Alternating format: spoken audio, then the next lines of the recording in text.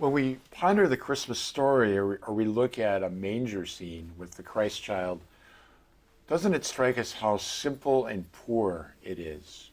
You'd think if God was going to enter into our human condition, there'd be a blare of trumpets, that he'd be born in a palace, that he'd make himself known, that there'd be a universal knowledge that God has visited his people.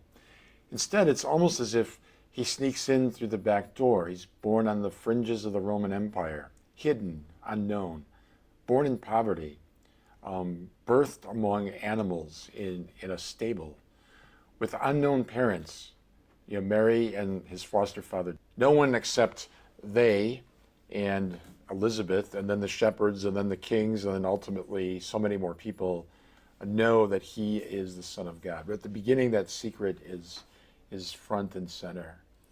So in the Christmas scene, we see the simplicity of God, indeed the humility of God and his poverty.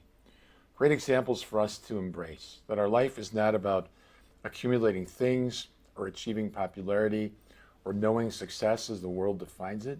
Rather, it's being on that downward path of surrender, the downward path of service and of self-emptying. And it's there that we encounter Christ, and it's there that we're set free of our self-seeking.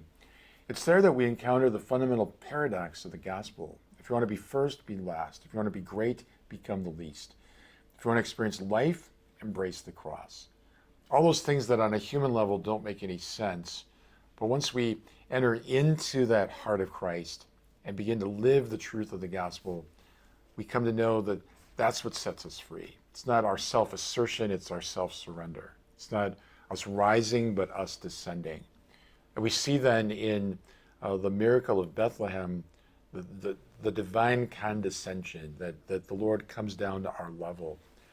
When you enter the Church of the Nativity in Bethlehem, you have to stoop down. It's a very low door, and I've been told that it was built that way to keep horsemen from simply riding into the church, in previous centuries. So you have to stoop down to get in.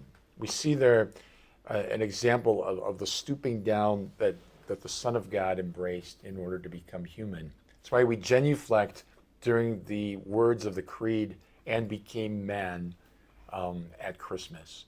We genuflect out of veneration for the fact that the Word has become flesh and has stooped low in order to lift us up and embrace us.